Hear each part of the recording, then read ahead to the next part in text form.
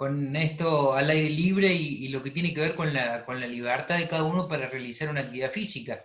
No solamente una actividad en el parque, una actividad en nuestro hogar, lavar el auto, bueno, todo eso tiene que ver con las actividades físicas.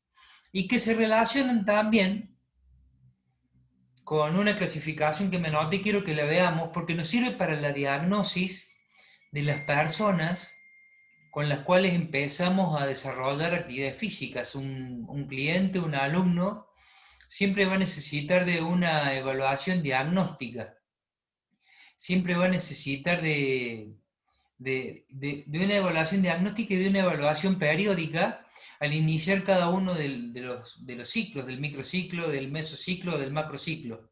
Siempre vamos a necesitar. ¿Y de qué va a depender? Primero y principal, voy a saltar a algunos, de lo objetivo y lo subjetivo. ¿Qué quiere decir? Del significado que le damos a cada una de las actividades que realizamos. No es lo mismo que a mí me haya siempre gustado el fútbol y me ponen a correr en una plaza. ¿Qué significado le doy a eso? Y va a ser un significado de apatía, de aburrimiento. ¿Qué significado le doy a cada una de las cosas para mi desarrollo como persona? ¿Qué me dice el profe? ¿Qué significado le doy a lo que me dice el profe? ¿Qué significado le doy a lo que digo yo y a lo que me dicen mis compañeros? A eso lo llamo lo objetivo y lo subjetivo. Me va a llamar la atención a aquello que impacte más en lo que tiene que ver con mi personalidad, en mis conductas, en lo que yo vea más desarrollo. Para algunos será objetivo y para los otros subjetivo, pero sí, tiene que ver a lo que le doy más significación, a lo que me dicen, eh, qué, qué interés me conlleva a mí lo que me dice el profe. Y no mucho. Y bueno, la actividad física no va a ser relevante para mí, no va a ser significativa. Otra de las clasificaciones tiene que ver con lo histórico y lo cultural. Y hay diferentes regiones de Argentina, hay diferentes países que practican deportes que tienen que ver con las tradiciones y algo que tiene que ver más con mi historia deportiva. ¿Qué historia deportiva? ¿Qué deporte hiciste siempre? Y yo hice fútbol, profe. Y es probable de que esa persona se sienta más interesada por el fútbol. Sin embargo, y no quiere decir que haya una situación de que, por ejemplo, en Tucumán se practique más rugby, de que en la zona de Paraná o en la zona de la Mesopotamia se practique más el béisbol, el softball, de que en Buenos Aires se practique más el fútbol, de que haya otras provincias en donde se practican otros deportes y que nosotros también tenemos que saber entender. Lo histórico y lo cultural, lo particular y lo colectivo. ¿Qué deportes hice yo? ¿Y en qué grupo me estoy metiendo? Y si me llevan a mí a hacer un grupo de lunes, miércoles y viernes, o group training, y sí, es probable que me sienta bien, me sienta combinando significados, digo, de gestos gimnásticos con otras personas. Pero si me llevan a mí a practicar golf, bueno, nunca lo he probado, así que es probable que no tenga mucha significación. Yo no lo he probado, hay muchas personas que me dicen, no, es divertido el par 9, tratar de terminar en la menor cantidad de hoyos, así que, bueno, uno por ahí lo dice desde la lejanía en cuanto a la práctica deportiva. Eh, y eso en cuanto al contexto en que lo practicamos. ¿Dónde voy a llevar a una persona, a un cliente, a un alumno que entreno? ¿Lo llevo a un gimnasio? ¿Lo llevo al parque? ¿Lo hago hacer en su casa? En este contexto de pandemia me combinas. ¿En qué lugar, en qué contexto esta persona se va a sentir más identificada con las actividades físicas? Y vos como técnico de musculación y personal trainer, lo vas a tener que saber identificar cómo y a través del diálogo. Sí, profe, pero este alumno no habla nada. Y bueno, será a través de la observación participante, de ir probando hasta ver lo que a esa persona o de lo que a esa persona se siente más atraída. Se siente más atraída por el deporte, se siente más atraída por las actividades aeróbicas, se siente más atraído por el HIIT, se siente más atraído por el funcional. Bueno, nosotros tenemos que tratar de identificar esas necesidades. Eh, Otro de los elementos que tiene que ver con esto que tiene que ver con las actividades físicas, con la educación física, que como decía recién tiene que ver más con lo formal, que pasa por la escuela, que tiene una planificación, que tiene con un currículum, y que también se practica en clubes, con respecto a esto de como decía recién, lo formal y lo informal. Qué quiere decir esto? Y bueno, se puede practicar en una institución que no sea la institución escuela, pero formalmente. ¿Qué quiere decir? A través de una planificación, diagnóstico, inicio, desarrollo, conclusión de cada una de las clases. Yo no puedo dejar de pasar no puedo pasar por alto la planificación. No es que yo llegue al lugar donde voy y siempre voy a hacer lo mismo. 3 de 10, el otro día les dije esto a ustedes. 3 de 10, 4 de 12, a todos le damos lo mismo. Entremos al gimnasio y le hacemos hacer lo mismo y me voy a tomar mate. Hay que ser muy precavido, muy cauto en esto de lo que tiene que ver el aprendizaje motor, en esto de lo que tiene que ver las acciones motoras, porque yo también a través de mi observación tengo que identificar un gesto particular de esa persona en la práctica deportiva o aeróbica o lo que sea. ¿Cómo corre esa persona? ¿Cómo camina esa persona? Digo, si estás realizando actividades aeróbicas. ¿Cómo pega un salto para hacer un remate de handball? Desmenuzar, despedazar ese rompecabezas que es un movimiento completo y después tratar de rearmarlo. Esa persona que nosotros tenemos como cliente camina, eh, primero, por ejemplo, indicadores. Camina acentuando la marcha en una de las dos caderas, camina depositando el peso en una rodilla más que otra, corre depositando el peso de un tobillo más que en el otro, que también forma parte de la diagnosis. Eso, nuestro ojo tiene que ser, digamos, ávido para conocer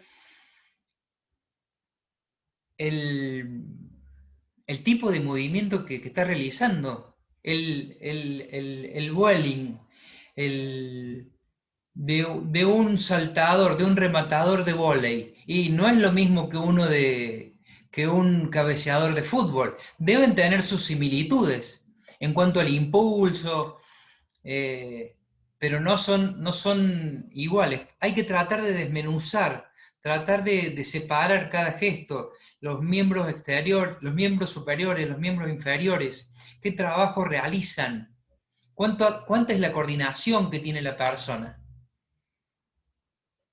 Y para eso vamos a ver lo que tiene que ver con el control motor y las capacidades motoras y el aprendizaje motor, que es uno de los primeros temas que está ahí, si ustedes lo ven tuvieron oportunidad de verlo en el programa que subí a la plataforma.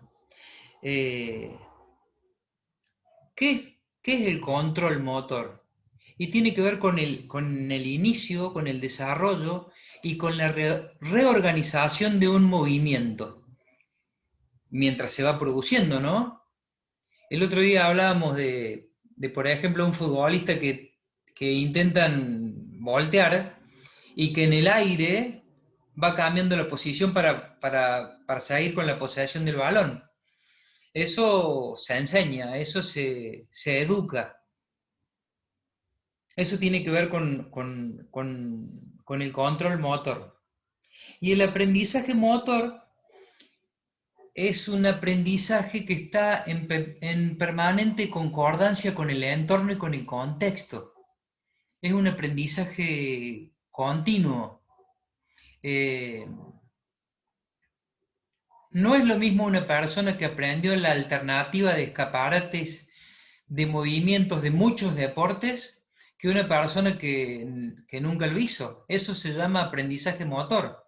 Se formó un engrama motor dentro de hay una huella motora dentro de nuestra corteza.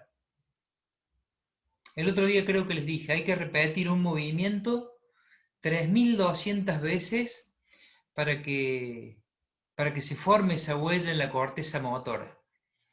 Y para eso hay que repetirlo, y hay que enseñarlo, y hay que educarlo. Y ¿Se refiere a la memoria muscular? lo que pasa es que el término memoria muscular está como muy bastardeado, lo usamos para todo. Es como que lo usamos para... ¿Viste cuando decimos la palabra líder? Líder quiere decir que ejerce una influencia determinante. Eso solo, que ejerce una influencia determinante. Pero bueno, le metemos líder al carnicero, le metemos líder al que vende revista, le metemos líder al que vende churro en la esquina, sin caer en el desmerecimiento de todos esos trabajos. Me refiero que a cualquier cosa le decimos líder. Y tener esa memoria motora, sí, sí. No, yo tengo una memoria corporal, es lo que solemos... Yo hacía pesas, por ejemplo, ¿no? Eh, Después dejé y después volví a ir y me seguí desarrollando. ¿Por qué? Porque tenía memoria motora. Pero es un término para discutirlo, porque se usa para muchas cosas. Seguí jugando al fútbol, ¿por qué? Porque tenía memoria motora. Seguí saltando en largo, ¿por qué? Porque tenía memoria motora. Y sí, pero esa memoria motora, esas neuronas aferentes y las neuronas que llegan a los músculos, no para todos los deportes, no para todas las actividades son iguales. En un niño, por ejemplo, pongamos en un recién nacido, eh, que hay muchas veces que hay una disociación entre lo que busca con los ojos y la disociación esta que hace con los brazos. ¿Por qué? Porque no puede hacer ese freno inhibitorio de lo que va a buscar con la mano y tener la mirada puesta en ese mismo objeto. Asimismo se desarrollan los deportes. Francisco, te veo con ganas de hablar. No, no, no, no. Me estoy acomodando nomás porque estuve muchas horas sentado ahí. No. Ah, bien, bien. Así actúa el cuerpo con las neuronas aferentes y con los resultados de los bucles motores, del aprendizaje motor, que deriven las capacidades motores, fuerza, velocidad, resistencia, coordinación, flexibilidad, que son capacidades entrenables, que son capacidades educables. Eh, hoy tuve la oportunidad de leer un capítulo de un libro que se llama los 36 pases de Bielsa. Y bueno, hace una disquisición, digamos, de un movimiento, de esto de que cuando estamos en la barrera, por ejemplo, el que está en el palo del arquero, sobre el lado más izquierdo, digamos, el que está en el palo del arquero, o la persona que está por marcar. Si el delantero es rápido para analizar de que ese defensor tiene las piernas largas y de que puede ir a separar una de las piernas, hacer una deducción de piernas e ir a buscar y me puede quitar, y bueno, en ese tiempo, esa fracción de milisegundos, hay una posibilidad de que también se redecida, se reorganice el estereotipo motor para que en vez de dar el pase por el costado, vaya un pase por entre las piernas. Por supuesto que todo esto es educable en el fútbol, en el básquet, en el vóley.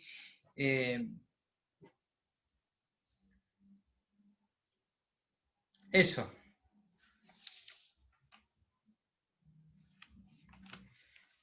La capacidad motor es una capacidad, como les decía recién, entrenable, es una capacidad con una potencialidad biopsicosocial. ¿Qué quiere decir eso?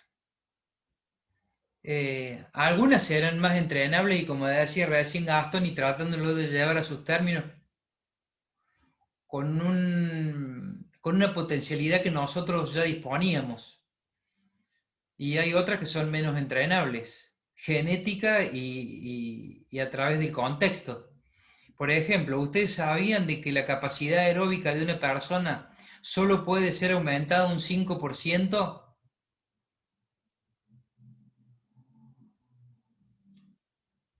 Si yo, por ejemplo, hago un test de Cooper en un equipo y hay un mediocampista que me da 3.000 metros, yo lo puedo evaluar después de 6 meses. Y en esos 6 meses, y es hasta los 21 años, en esos 6 meses, y si tiene menos de 21 años, esa persona no va a correr 3.500 metros, no va a correr 4.000 metros. Y es probable que haga 3.100, 3.050, 3.100. La capacidad aeróbica se aumenta solamente un 5% entre los 15 y los 21. Después no se aumenta más, muy difícil. Entonces, ¿por qué nosotros evaluamos con test de Cooper un montón de veces a nuestros jugadores? ¿Por qué nosotros evaluamos la capacidad aeróbica de una persona en menos de 6 meses? Porque sabemos que no se va a desarrollar. Son Para lo elementos. que sirve el test de Cooper ahora actualmente, para poder disociar, para poder separar el grupo, para poder, cuando tenés grupos grandes, poder distribuir por capacidad medianamente en condiciones parecidas para generar programas parecidos para ese grupo. Pero sí, se dejó usar el test de Cooper como método. Sí, para una clasificación de evaluación con respecto a niveles adecuados de una marca, ¿no? Por ejemplo, los defensores tienen que tener tanto, para que podamos desmenuzar los datos de la evaluación. Los defensores tienen que tener tanto, un mediocampista tiene que tener tanto, un delantero tiene que tener tanto, y saber diferenciar de que cada una de esas corresponde a un puesto. Pero digo yo, por ejemplo, con una persona bueno, con un jugador que se lesionó y quiere volver a la práctica deportiva profesional. ¿Por qué haríamos un test de Cooper? Si mide la potencia aeróbica, eh, estaríamos, digamos, estaríamos aplicando una forma de evaluación que no sería la correcta. Así con la fuerza, con la flexibilidad, con las capacidades coordinativas como la velocidad y la coordinación. Tratar de tener herramientas y programas que se adecúen a cada uno de nuestros jugadores, que tengan pertinencia y que tengan competencia con cada uno de los jugadores a quienes estamos evaluando. ¿De qué me serviría tomarle un test de abdominales a Vegetti?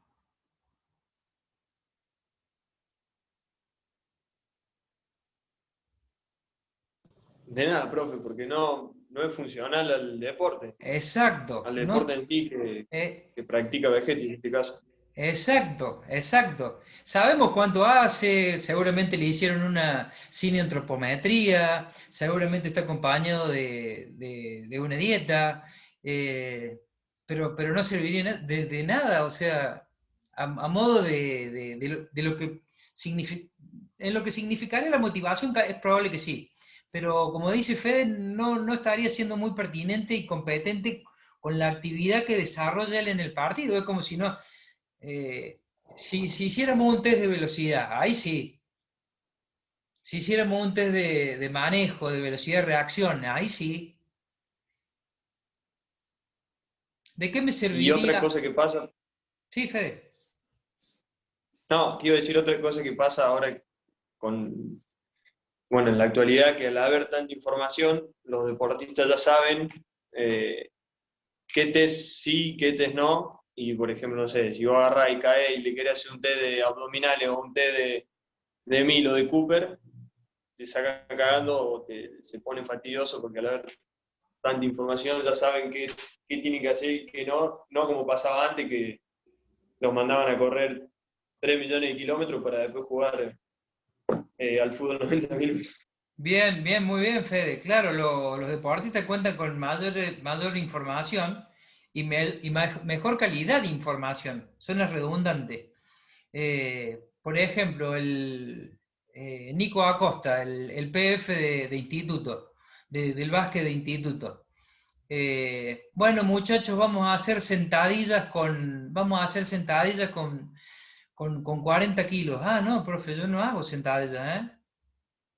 El 80% del plantel, él llevaba toda la planificación escrita. Ah, profe, yo no hago eso, ¿eh? No, ¿por qué? No me gusta, no está bueno. Me hace mal a la rodilla.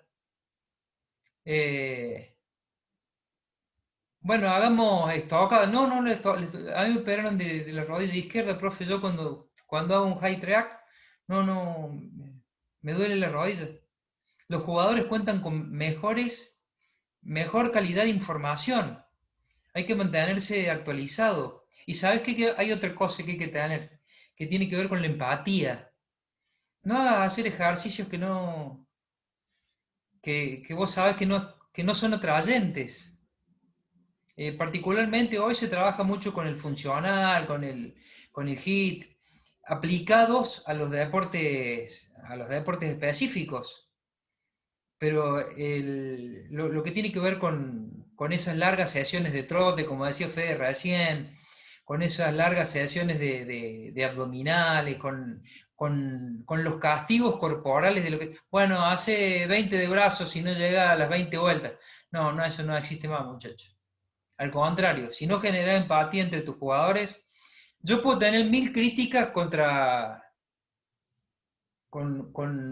BKCS, con Sebastián BKCS, pero que él tiene empatía con sus jugadores y que les sabe hablar bien, y que el otro día en la charla técnica en el Morumbí, en la final, dio una charla técnica sin gritar.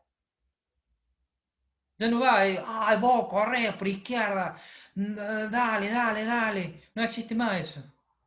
Vos tenés que hacer esto y yo voy a tratar de analizarlo, de controlarlo, de ver cómo lo haces.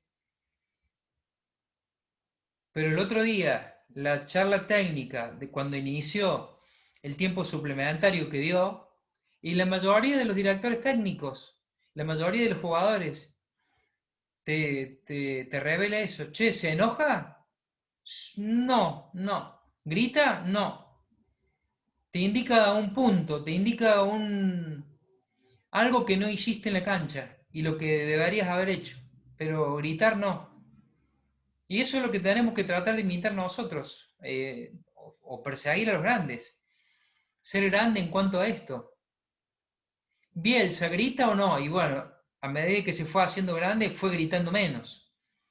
Pero los jugadores no responden a presiones externas que tengan que ver con el grito. Es que esos métodos ya no se usan y no van más. O sea, con las personas hoy en día ya se ha dejado de usar mucho porque como que no te hacen caso o como que les tirás la indirecta de que no van a hacer. Incluso si vos dialogas, hablas, buscas puntos, buscas manera, capaz que sí te responden mucho mejor que si sos autoritario. Así es. Y una cosa, Gastón, también de un libro de unos técnicos. Quien sabe de qué habla no necesita razones para elevar la voz. Quien sabe de qué habla no necesita razones para elevar la voz. Vos podés hacer una línea de 4, podés hacer una línea de 5, 5, 3, 2, pero lo que tiene que ver con el autoritarismo, con nuevas formas no va, no va. Va el diálogo, la empatía con el dirigido, con el alumno, con el cliente, con quien sea, pero forma parte de la empatía. Tenés que desarrollar esa capacidad en tu personalidad, desarrollar la empatía. No, no puedo, profe, dale, dale, que vos podés. Escuchamos a miles de técnicos decir eso. Y no analizamos lo que dijimos recién, lo que tiene que ver con lo social, con lo cultural, con lo objetivo. ¿Qué significado tiene este movimiento para esta persona? Si no analizamos eso, no... Y probablemente tengamos que elevar más la voz. Y vuelvo a repetir la frase. Quien sabe de qué habla, no encuentra razones para elevar la voz. En un gimnasio, en un campo, caminando con alguien, haciendo un entrenamiento adentro de la casa. Agustín Ramírez, ¿cómo estás?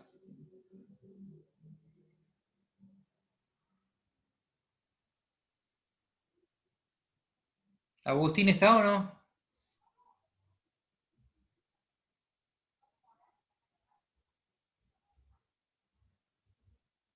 Luciano Ferrer, no lo pongo.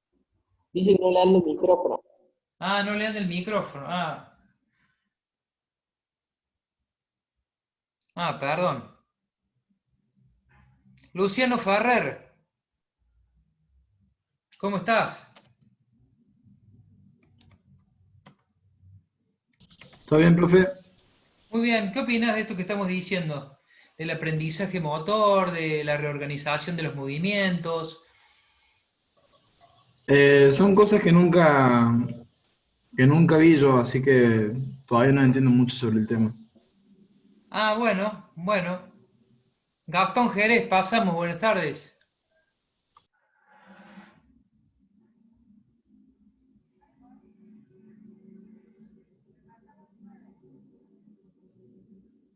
¿Está Gastón? Si no está Gastón, pasamos a Candela Erguanti. ¿Cómo andas, Candela? Hola, profe. ¿Todo bien? Por suerte. ¿Vos a qué te querés dedicar? Perdóname. Yo no sé bien todavía, sinceramente, le digo, porque no sé si quiero seguir estudiando, tengo 19 yo, no sé si quiero seguir estudiando o si quiero ejercer algo puntual, todavía no estoy bien segura de qué quiero hacer. Así que estoy ahí viendo, investigando. Dentro de las actividades aeróbicas, dentro de lo que pueden ser los deportes, ¿qué le gusta más? Yo deporte nunca hice, sí bailo. Hace desde que soy chica que bailo de todo, ritmos latinos, salsa, bachata, es algo que me gusta. Y obviamente, bueno, también me gusta esto del entrenamiento personalizado, pero también en grupos me gusta bastante. Bueno, estoy ahí. de eso estamos hablando un poco también, ¿no? De este tema de lo que tiene que ver con la información que recibimos y cómo la convertimos en coordinación. Y usted que se dedica al baile o que le gusta bailar, estamos permanentemente viendo eso. ¿Qué información recibo de los otros? ¿Qué información recibo del entorno? ¿Cuáles son las sensaciones que me está creando? Ahí está lo objetivo y lo subjetivo que decíamos. Esta música, ¿qué sensaciones me crea a mí? De eso se trata, ¿no? o por lo menos el tema del cual estamos hablando hoy, si lo quiero enganchar con algo que tiene que ver netamente de la actualidad. La semana pasada hablaba Diego Boneta, que es digamos, el actor de la serie de Luis Miguel, de la parte 2, y decía que tenía un coach de movimiento. Y Luis Miguel tiene, si bien puede tener movimiento simple en lo que es el escenario, nosotros como técnicos, como personal trainer, podemos hacer eso. Nosotros también podemos hacer coaching de movimiento. Todos estos movimientos que tiene Luis Miguel, estos tics, bueno, él dice que tiene un coach de movimiento. Muy bueno, muy bueno. Y que tiene que ver con esto de la danza también. Carol se agarra. Gracias, Cande.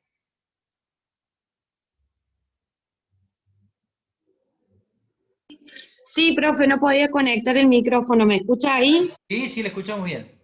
¿Cómo le va, profe? Bueno, ¿Cómo va? particularmente yo también me dedico a la danza desde hace muchos años, pero particularmente yo me dedico a acrobacias aéreas.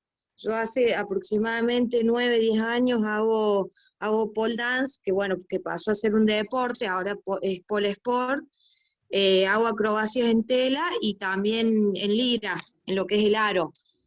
Y bueno, la verdad que estoy de acuerdo con esto que planteaba usted de ser coach, de poder coachar y tener en cuenta, por ejemplo, como decía recién, lo que es el tema de la música, del movimiento. eh, bueno, la verdad que en ese sentido sí estoy de acuerdo. Además, también es como que esto también es un tema nuevo que recién ahora lo estamos viendo. Bueno, pero está bien, gracias, Carol. El aprendizaje motor, esto que estábamos hablando de las capacidades motoras, lo que es esto del pole sport, de lo que es la acrobacia en tela, tiene que ver mucho el nivel de información que nos entra por los ojos, esto de la subdivisión de 7 partes, de cada una de las partes del ojo en 7 para hacer el análisis de los movimientos, de lo que entra y de la neurona aferente, de la Sí, y información. particularmente en este caso, por ejemplo, uno a lo mejor estar haciendo la acrobacia de manera aérea, por ahí, bueno, a mí me ha tocado que yo doy clases y por ahí tengo alumnos que cuando están en posición invertida, no saben distinguir, por ejemplo, sus partes del cuerpo, es decir, la parte derecha, la parte izquierda.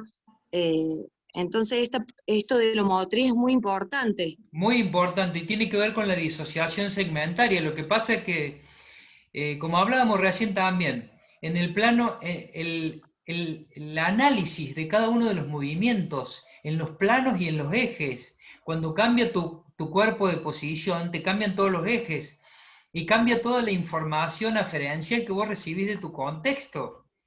Eso se produce a través del sistema laberíntico dentro de los oídos y que tienen cristales de sílice que le indican al sistema nervioso central cómo te ubicas vos en el espacio y en el tiempo. Una persona, Claro, sí, totalmente.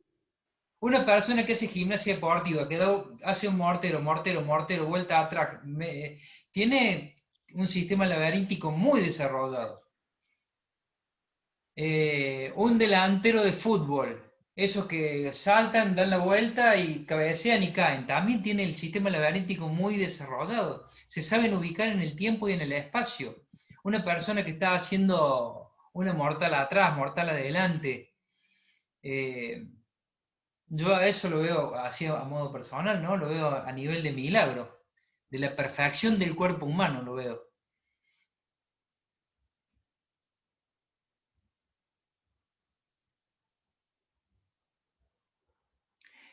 Lo tenemos a Gustavo Sarna, ¿lo tenemos? Hola, profe. Hola Sí, estoy Gustavo, acá. ¿cómo estás? Bien, bien. Bueno, ¿de qué barrio, Eh, Gustavo? Yo vivo acá en el centro, profe. Ah, bien. Bien. Vivo acá cerca, sí. Nada, me pareció interesante esto de lo que sería la memoria, esta capacidad motora, sobre todo enseñar bien la técnica a la persona que está aprendiendo, ¿no? Porque pasa, por ejemplo, en la natación, cuando sos chico y te enseñan un estilo y por ahí haces alguna patada más tarde que la brazada o no coordinas bien. El problema es que es cuando vas creciendo y te vas especializando, tratar de cambiar esa mala técnica a la buena técnica, lo difícil que llega a ser cambiar esta memoria del mal gesto que provocamos cuando éramos chicos. La reorganización de ese repertorio motor que ya aprendiste. Sí, es Eh, muy complicado, es básicamente, no sé, es imposible porque encima te cuesta tanto tiempo tratar de cambiar que llega un momento que te frustras porque vas más lento de lo que ibas antes y llega un momento en que preferís volver a nadar mal y tratar de